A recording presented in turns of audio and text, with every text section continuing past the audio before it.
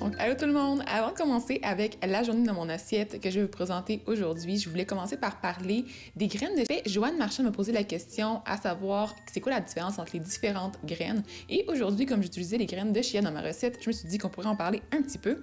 Donc, pour 15 ml de graines de chia, ça peut contenir environ 1,8 g de protéines et 3,7 g de fibres. Elles vont donc contenir moins de protéines que les graines de lin, mais plus de fibres que les graines de lin.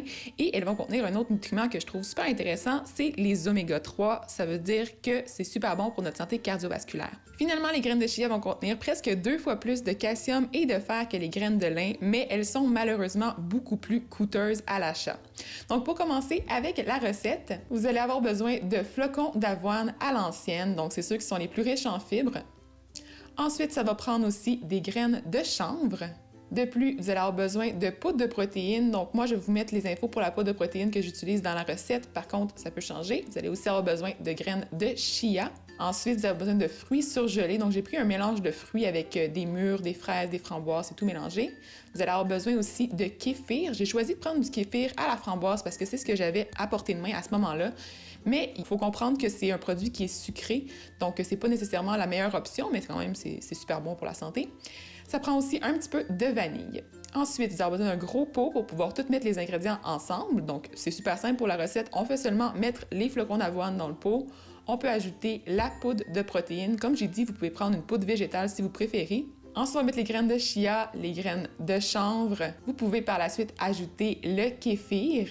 Donc, comme j'ai dit, c'est un kéfir qui est à la framboise et sucré, mais un kéfir nature pourrait être utilisé en ajoutant peut-être un petit peu de sirop d'érable pour compléter la saveur, mais c'est vraiment au goût. Ensuite, la vanille pour terminer et on peut brasser vigoureusement. Donc, c'est important de quand même bien brasser pour bien répartir les petites graines de chia parce que ça, c'est une propriété des graines de chia.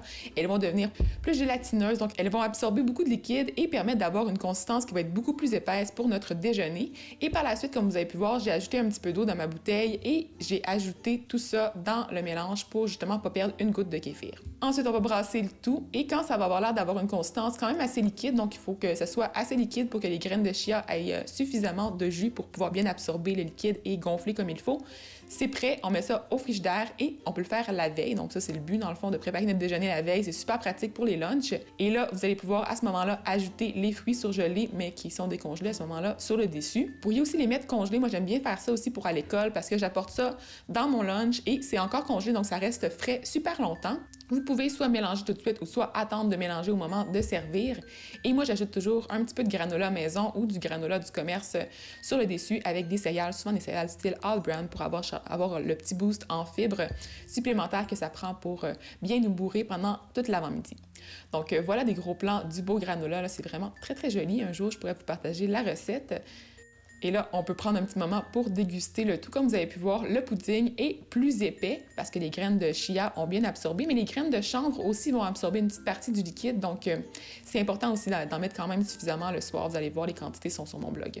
Ensuite, j'ai bu de l'eau comme d'habitude. J'ai toujours une bouteille d'eau de cette taille-là à côté de moi quand je travaille. Donc, je la remplis souvent de glace parce que j'aime vraiment mieux avoir de l'eau très, très glacée. Et à ce moment-là, j'avais du beau rouge à lèvres. Donc, vous allez pouvoir voir le rouge à lèvres sur la bouteille. C'est pas très cute, mais c'est ça. Donc, je venais juste de filmer des images pour vous, je pense, pour une autre capsule. Donc, voilà moi qui bois de l'eau. Ensuite, j'ai décidé de manger un restant de ma soupe aux tomates et nouilles. Donc, c'est une soupe enrichie en protéines que j'avais conçue pour Alexandra Larouche.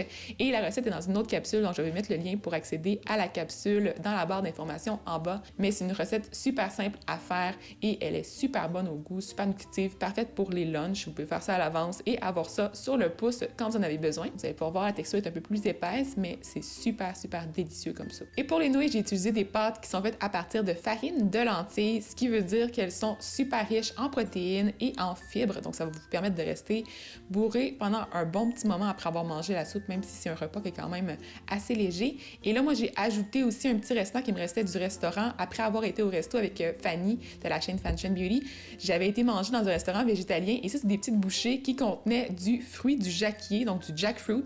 Et c'est des bouchées végétaliennes, donc c'était une petite découverte pour moi. Je vais pouvoir vous mettre les infos pour le restaurant aussi dans la barre d'infos. en bas, mais c'est un restaurant qui se situe à Montréal, au centre-ville, et c'était vraiment super délicieux. On a aussi mangé un hamburger, c'était vraiment très bon. Et là, je vous montre des images de ma coriandre. Des fois, je la garde dans un pot comme ça, au réfrigérateur, donc avec de l'eau dans le gros pot, et je mets un sac de plastique sur le dessus. Donc ça permet d'allonger la période de conservation pour une plus longue durée. Ensuite, pour le souper, j'ai décidé de me faire du tofu mariné et sur une plaque avec plein de légumes. Donc, vous allez pouvoir voir, j'ai utilisé du sirop d'érable, du vinaigre balsamique, de la moutarde de Dijon à l'ancienne et aussi de la sauce Frank Red Hot, qui est une petite sauce piquante que j'aime beaucoup aussi de temps en temps. J'ai aussi utilisé du poivron, j'ai utilisé de la courge butternut, du tofu, bien sûr.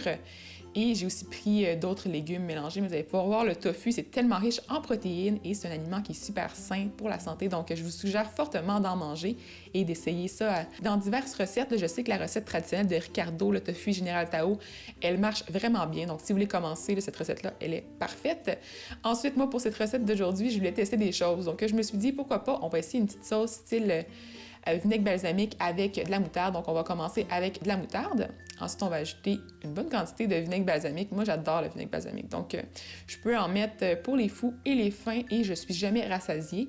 Donc, j'en ai mis un quart de tasse dans cette recette-là. Ensuite, pour venir contrebalancer l'acidité du vinaigre balsamique, on va ajouter quand même un petit peu de sirop d'érable, là, quand même. Même si c'est pas super bon d'avoir trop de sucre, ça vaut la peine dans cette recette-là. Ensuite, on va ajouter la petite sauce Red Hot pour ajouter aussi la petite saveur piquante à la marinade. Là, vous allez pouvoir voir, j'en renverse toujours partout. Ensuite, on va venir brasser le tout. Quand c'est fait, on peut goûter, on peut assaisonner au goût en ajoutant un petit peu de sel, un petit peu de poivre si c'est nécessaire. Et là, on va préparer notre tofu, donc on déballe l'emballage, bien sûr. On va sortir le tofu et là, c'est important de bien venir absorber le liquide qui va se trouver à la surface du tofu avec soit un linge propre, soit un essuie-tout. Je vous avoue, ça serait bien mieux que j'utilise un linge propre. Donc, on va venir le presser le plus possible et aussi, des fois, ça m'arrive de le laisser avec un poids sur le dessus. Donc, je l'emballe dans l'essuie-tout ou dans le linge propre et je le laisse un poids sur le dessus juste pour m'assurer que tout le liquide soit bien sorti du bloc de tofu. Ensuite, on va venir couper en petits cubes. Donc, c'est des cubes assez petits, comme vous pouvez voir. J'ai coupé en 3 sur le premier sens, ensuite en 2 et en 3, donc en 6 morceaux. Et là, je vais recouper encore en plusieurs morceaux. Donc, ça fait des beaux petits cubes. Plus petits sont les cubes, mieux ils vont absorber la marinade. Donc, c'est bien quand on a une marinade comme ça qu'on ne peut pas laisser pendant trop longtemps.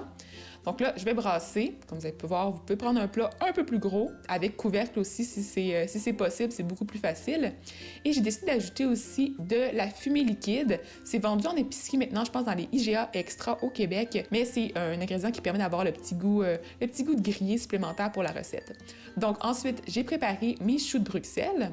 Je les ai simplement coupés en deux. J'ai enlevé la petite partie qui était moins belle au niveau de la base. Finalement, j'ai fait aussi des oignons, donc des oignons jaunes bien traditionnels, bien réguliers. Je les ai coupés en plutôt gros morceaux. J'ai tout mis les ingrédients dans les deux plaques. Je les ai dispersés pour avoir assez de place, parce que j'avais quand même beaucoup d'ingrédients. Ensuite, j'ai coupé ma courge butternut en deux. Donc vraiment, faites attention à vos doigts parce que c'est hyper dangereux de couper des courges. Il faut vraiment pas mettre nos doigts dans le chemin de la lame. On la coupe en deux, c'est super simple. On enlève ensuite les graines à l'intérieur et moi, j'aime bien l'appeler avec un économe. Je trouve ça plus facile parce qu'on économise beaucoup de la courge parce qu'on en perd beaucoup moins. Et voilà, donc c'est comme ça que je fais, je trouve ça un peu plus facile comme ça. Ensuite, on va couper en gros cubes. Et là, vous procédez de la même manière pour le reste de la courge entière et vous mettez les morceaux dans les plaques. Donc, on les répartit comme il faut. J'ai décidé de mettre un petit peu d'oignon dans tous les légumes. Comme ça a donné un peu plus de goût à mes légumes en même temps. Donc, voilà le tofu et les légumes. Donc, j'ai tout mis dans les plaques. Et j'ai ajouté un petit peu de marinade du tofu sur mes légumes. Normalement, je vous suggérais peut-être de faire mariner le tofu un peu plus longtemps pour avoir encore plus de saveur. Et j'ai décidé d'ajouter un petit peu de fécule de maïs pour avoir un petit côté plus grillé. Mais c'était pas tellement fonctionnel, donc je vous le suggère peut-être pas. Donc c'est tout pour ma journée dans mon assiette d'aujourd'hui. J'espère que vous avez apprécié. Comme d'habitude, abonnez-vous à ma chaîne si c'est pas déjà fait. Il y a aussi une vidéo de soupe qui est prévue pour jeudi prochain, donc avec une nouvelle YouTubeuse. Donc si vous voulez pas manquer ça, abonnez-vous. Et n'oubliez pas de mettre un thumbs up si vous avez apprécié les idées de recettes. Et envoyez-moi des commentaires pour me dire, vous, comment est-ce que vous mangez le tofu. Donc, on se revoit bientôt. Bonne fin de journée. Bye bye.